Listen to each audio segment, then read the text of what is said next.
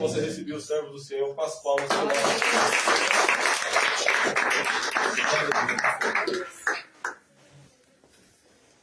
As paz.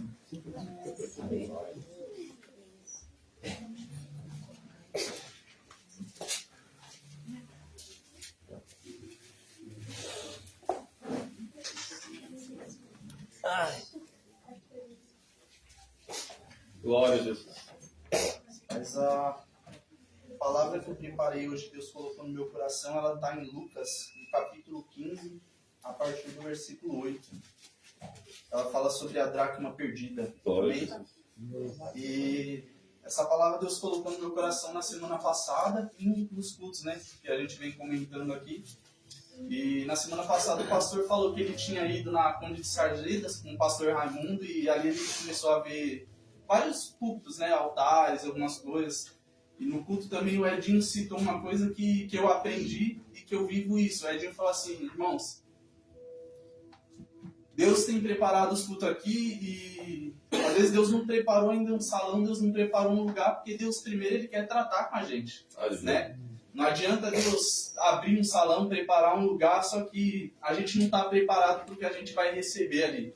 Que é uma coisa que minha mãe fala. Hoje o problema dos cristãos é que a gente vai para a igreja para pregar para crente. E esse não é o propósito do evangelho, né? Então, primeiro começa pelo altar. E eu queria ler essa palavra para os irmãos, queria que os irmãos acompanhassem. Lucas, capítulo 15, versículo 8. Ou qual a mulher que, tendo 10 dracmas, se perder uma dracma, não acende a candeia e varre a casa e busca com diligência até a achar?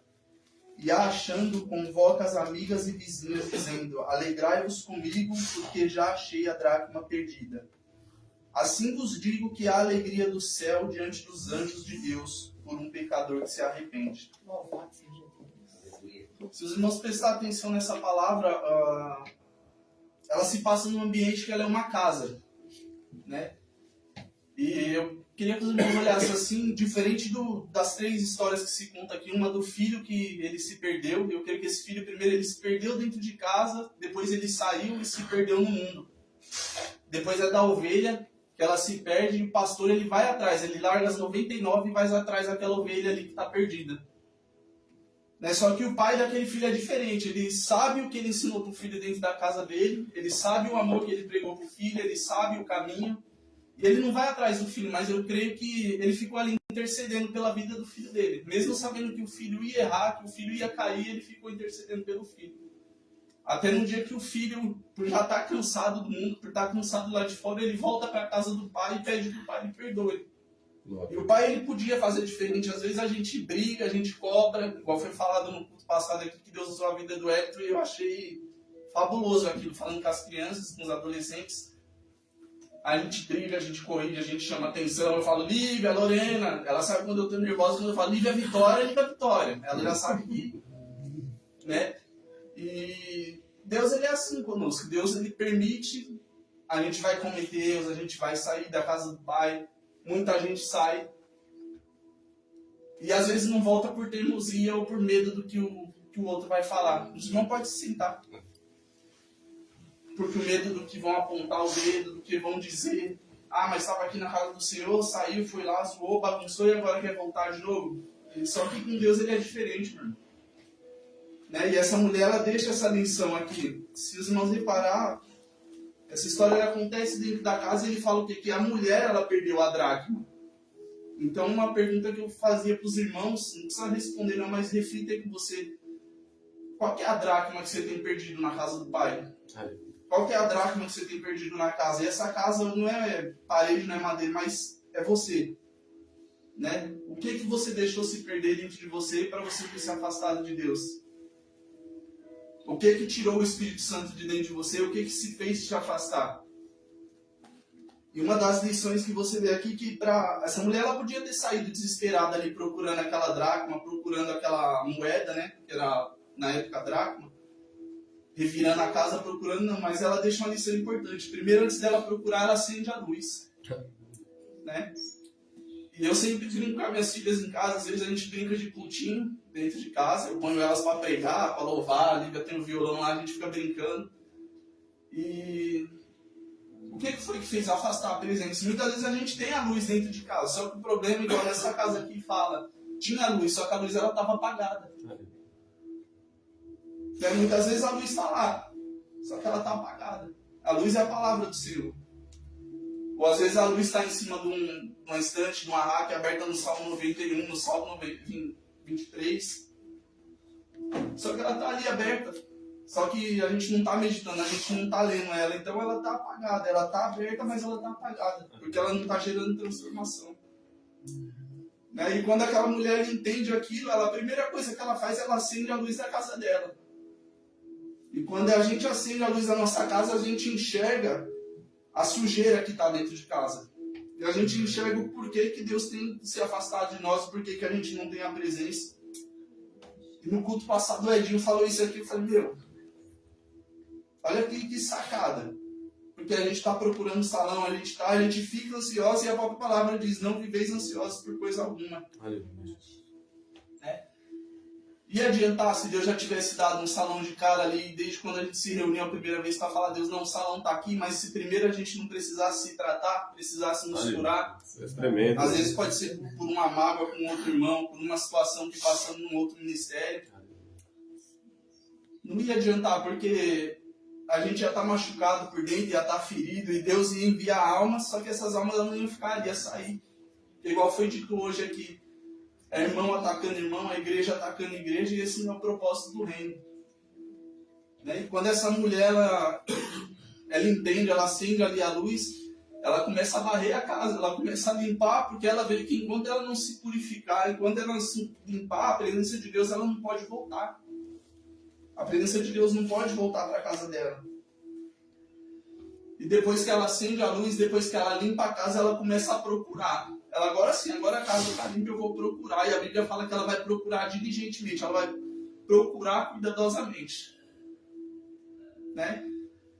Deus ele te trouxe aqui hoje porque ele precisava falar com você. Tem coisa que você perdeu, muitas vezes não foi porque Deus quis tirar de você, mas porque você deixou escapar. Às vezes por causa do trabalho, às vezes por uma situação dentro de casa. Deus permite muita coisa acontecer na nossa vida para não te perder. Para não perder a nossa vida. Às vezes Deus vai permitir a doença, Deus vai permitir o desemprego, Deus vai permitir a enfermidade. Porque Ele sabe que se Ele deixasse você daquela situação de um jeito ou de outro, Ele ia te perder. E na hora que a gente mais se aproxima de Deus é na hora que a gente está na luta. Não é verdade? Quando a gente está tudo bem, parece que está tudo bem, a gente está ali. Igual eu falo, né? Eu nasci no berço evangélico, mas aceitar Jesus mesmo eu fui aceitar com 11 anos de idade. Porque a partir do momento que eu entendi, falando, não, minha mãe e meu pai me ensinou o caminho que é até aqui. Só que a partir de agora a decisão é minha. E eu tinha um pastor que ele sentava, eu tinha a idade das meninas, e ele fazia escolinha dominical de manhã, com os adultos, e à tarde, 4 horas, sentava com as crianças. Ele sentava a gente no chão, se tivesse 4 crianças, ele sentava com os 4, e ele começava a ler e fazer pergunta, e a gente dava a resposta, ele, não, tá errado, vamos voltar de novo. E eu cresci no meio disso. E o que a gente tem feito com a palavra? O que a gente tem feito com a luz do Senhor na nossa vida? Será que a Bíblia está só aberta dentro da nossa casa, ou está guardada dentro do guarda-roupa, está guardada na estante? E é uma coisa que essa mulher deixa para a gente uma lição, é que ela entendeu o processo do Evangelho, ela entendeu que para poder achar aquela dracma, ela precisava passar por alguns processos. Primeiro, de acender a luz da casa dela. Segundo, de se limpar, de varrer a casa, de tirar tudo aquilo que estava afastando ela da presença do Senhor. E terceiro, ela vai passar ali a procurar, e para a gente poder encontrar a presença, tem essas etapas que a gente precisa falar, que é a palavra, oração, louvor e jejum. Quanto tempo que a gente não tem feito isso? Nem que seja uma vez na semana, separar um dia para o Senhor, para poder meditar a palavra, para poder estar orando, jejuando, louvando. A própria palavra diz que Deus ele procura verdadeiros adoradores. Igual eu falo, muito eu converso sobre isso em casa, às vezes com o pessoal no trabalho. É fácil você louvar sem tendo técnica. Quem não sabe louvar? É fácil pregar sem a presença de Deus, é. Mas se não tiver a presença, igual a Ju falou, você não gera transformação, você não gera mudança, não vai ter arrependimento. Você está ali se apresentando. É tremendo. E Deus, é isso que Deus chama hoje a nossa atenção. O salmista mesmo, ele disse no Salmo 119, se eu não me engano, que lâmpada para os nossos pés é a tua palavra. E Deus, ele tem esses processos. Um dos exemplos desses processos que nós precisamos passar pode estar até na história de José. Né? José, Deus dá para José ali um sonho. José vai e compartilha com os irmãos. Deus dá outro sonho, José faz o quê? Compartilha de novo com os irmãos. Para José, não, Deus prometeu, é o sonho de Deus para minha vida, então vou viver. José viveu? Viveu, mas e o processo que José teve que passar? O processo que José teve que passar até ali, ser vendido com os irmãos como escravo, depois parar na casa de Potifar, depois ali vai preso, vai para a prisão, injustamente de novo. Imagina a cabeça de José, Deus, e meu sonho? E o que o Senhor me prometeu? Né? E às vezes a gente pode até chegar a dizer para Deus, você está errado pelo que eu tenho passado, por tudo que eu vivi. Porque a gente vive ansioso, a gente vive correndo atrás das coisas e não vai edificar em nada. A gente tem projeto, eu tenho muito projeto. Né, tá, minhas filhas, minha esposa sabe, às vezes eu sento e eu falo assim, vou fazer tal coisa, e eu desenho um projeto que vai acontecer em um ano. Só que às vezes a gente já parou para perguntar para Deus se esse projeto que a gente tem é o projeto dele, é o propósito dele para a nossa vida. Né? Porque Deus, ele tem projetos muito maiores que o nosso. Às vezes a gente tem um projeto aqui, meu irmão, mas o de Deus é 100 vezes melhor que o nosso. Só que a gente está tão preocupado com as coisas desse mundo que a gente não para perguntar para Deus. Né? Então, uma coisa que eu queria deixar para os irmãos é tudo que a gente for fazer, a gente tem que começar pela palavra. Começar perguntando para Deus, Deus, é isso que eu tenho que fazer? Tá aqui, Deus, a minha vontade é essa aqui. Mas se for do Senhor, eu permito. Se não for, eu tiro o desejo do meu coração. Quando o pastor mandou mensagem para mim, irmão, você traz a palavra na semana que vem? Eu demorei o dia inteiro para responder ele. Eu li a mensagem de manhã, eu não entendi, porque às vezes ele manda bom dia, meu irmão, Deus abençoe, não sei o quê. E eu li, eu respondi para ele, bom dia, tudo bem, não sei o quê, correndo, fazendo as coisas lá na empresa, e daqui a pouco eu parei. Falei, peraí. Daí eu voltei na mensagem, que foi na hora que a ficha caiu. Aí eu li, eu falei, não é possível não, uma coisa dessa. Eu falei, eu não vou ficar quieto aqui, vou falar para ele que eu vou orar. Né? E quem sabe Deus não toca no coração dele, ele pede pro Edinho, pede pro outro irmão. E fiquei com aquilo remoendo e olhava o celular toda hora, deixou o celular do lado do computador aberto. Falei, ele vai mandar uma mensagem, não é possível. E nada, quando foi no finalzinho da tarde eu respondi amém, pastor. Só que por dentro, querendo falar não, quero ir para outro. Né? E essas etapas que Deus coloca na nossa vida para a gente cumprir esses processos, essa mulher ela entendeu isso. Se nós formos para a história de Elias também, Elias ele passou por isso. Elias ele foi ali, ele profetizou contra os profetas de Baal. Imagina Elias ali num versículo forte, avivado, desafiando todo mundo, e no outro Elias faz o quê? Vai se esconder. Porque tem hora que Deus precisa pegar você e te separar. Não é porque você quer parar, é Deus que te parou. Porque é melhor você parar do que você ficar andando de qualquer jeito. Sem entender o propósito, sem entender o que Deus quer. E muitas vezes porque a gente não está orando, porque a gente não está jejuando, a gente não está pedindo discernimento de Deus. Então tem momento que Deus vai te parar, tem momento que Deus vai te separar, porque Deus precisa tratar com você. E eu creio que esse momento que a gente está passando é Deus tratando com a gente. Porque quando Deus permitir, quando Deus falar, tá aqui o local, tá aqui a igreja, creio que não vai ser só para a gente ficar pregando para a gente, vai vir almas que precisam ouvir a palavra do Senhor. Vai vir almas que precisam ali receber um abraço. Igual eu falo, quando eu comecei no ministério, uma coisa que me chamou a atenção foi o Leandro na porta. Quando eu cheguei a primeira vez, o Leandro vinha ali cumprimentar, dar um abraço. Eu falei, quanto tempo que eu não via isso? Porque hoje as igrejas não estão mais preocupadas com a alma. Né? A grande maioria, não vou generalizar. Está preocupado com o quê? Eu vou adquirir aqui bens, eu vou gerar patrimônio através desse ministério. né? Esquece o que é o evangelho, esquece o porquê que Deus separou a sua vida, igual foi dito aqui. Às vezes a gente pede tanto poder para Deus, mas para quê? Será que é para usar para o propósito do reino? Será que é para curar, para gerar salvação, para gerar transformação na vida do próximo? Ou é para se engrandecer, ou é para se aparecer? Glória a Jesus. Né? Essa é a palavra que Deus tinha colocado no meu coração e eu queria que os irmãos meditassem nisso.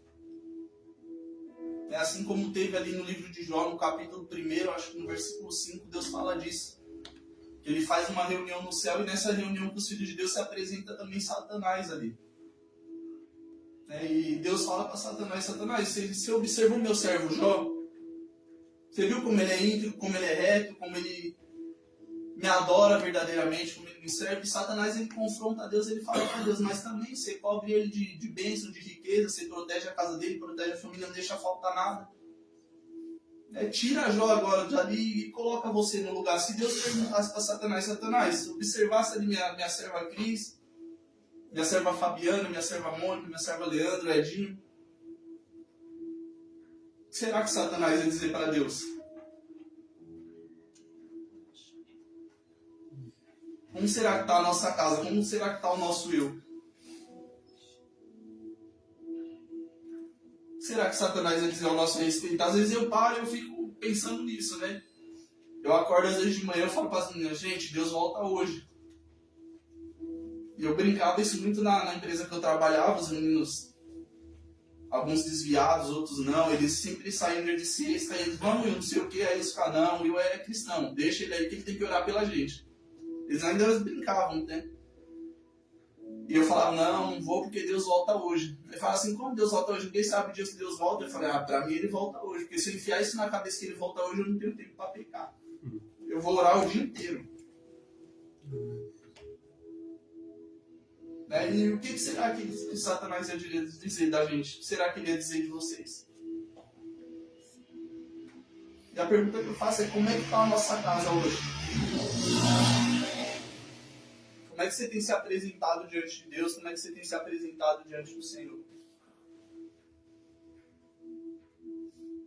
Deus, ele tem coisas grandiosas para fazer, mas para isso a gente tem que estar à disposição, a gente tem que estar na dispensação do Senhor. A gente tem que estar buscando verdadeiramente a presença, a palavra.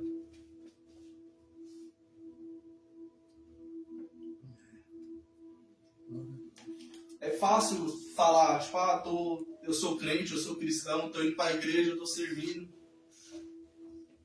Tá na igreja todo domingo. É fácil ou não é estar na igreja todo domingo? É fácil, tá. Mas o problema é quando a gente acostuma com o ambiente. E tem muita gente que vai hoje para a igreja porque acostumou, porque os pais ensinou, porque eu aprendi: não, todo domingo eu tenho que ir para lá, seja na evangélica, seja na católica. Mas esquece o intuito do que você foi fazer ali. O porquê que você está naquele lugar. Esquece o porquê que Deus preparou aquele ambiente, o porquê que Deus te colocou ali. Então essa é a palavra que Deus colocou no meu coração. É uma palavra breve, é uma palavra curta. Mas é uma coisa que eu queria deixar para os irmãos meditar. Se a gente tirar um dia da semana para se dedicar ao Senhor, seja no trabalho, igual eu falo. Eu estou na empresa, mas eu estou orando. Esse dia eu estava falando para minha mãe: mãe, eu queria às vezes levantar 3 horas da manhã, mas não estou conseguindo, porque eu já levanto 4 para ir trabalhar. Chego em casa 9 horas da noite. E eu não consigo. Ela falou: filho, vai no banheiro, quando você chegar, se tranca lá e ora. Eu falei: o pior é que fecharam todos os banheiros, só tem um agora. Não dá nem para fazer isso, porque se você demorar, o povo bate na porta. Ela falou: então ora na mesa. Tá ali na mesa, tá trabalhando, mas tá aqui, ó. Eu parei, quanto tempo que eu não fazia isso? Quanto tempo que eu ficava esperando o momento ali: não, eu tenho que orar ajoelhado, e é coisa que eu não fazia. Eu tenho que orar ajoelhado, eu tenho que levantar de madrugada para orar.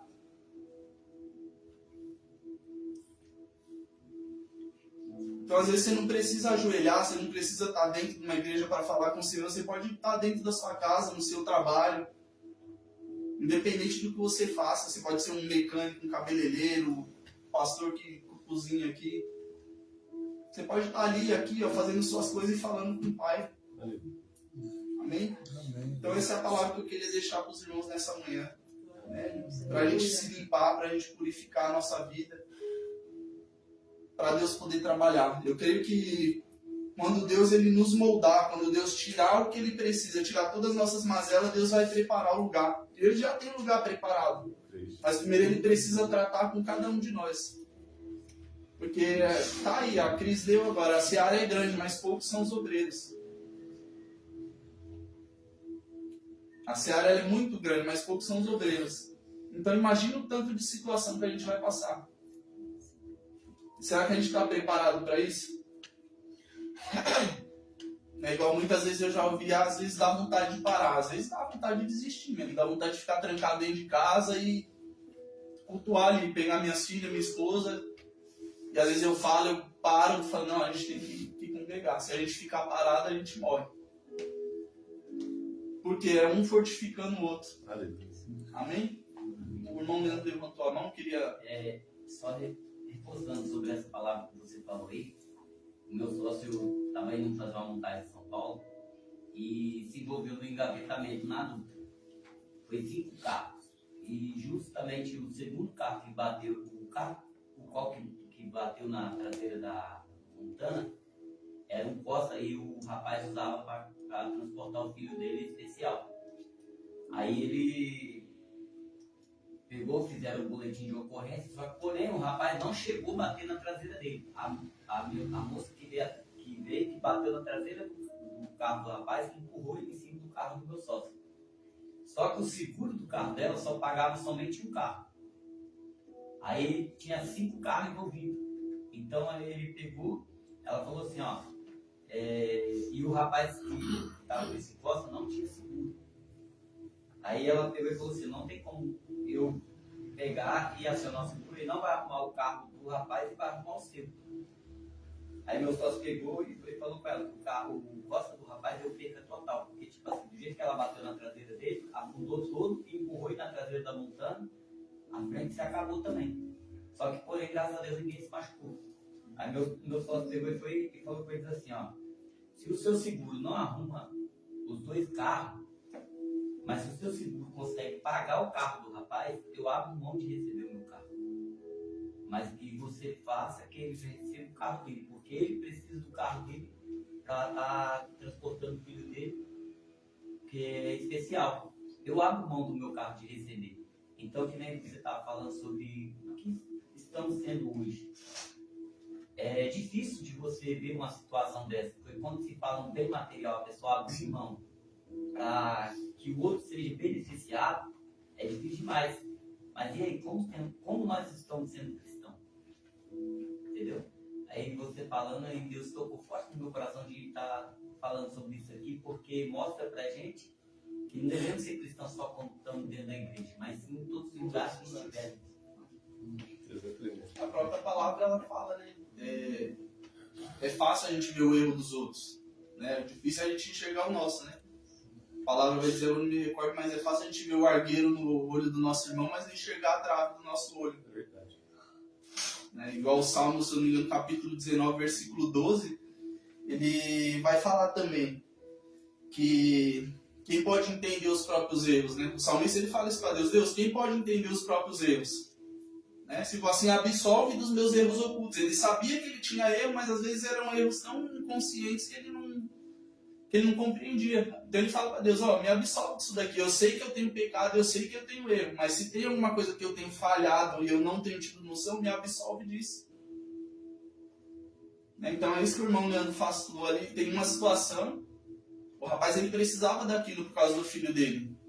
Então é difícil a gente parar, mas a mulher errou. Ela que se vire para pagar. Na cabeça de muitos ia ser assim, não ia? E o que esse cara fez? Não, peraí. Acerto dele, deixa o meu, depois eu resolvo.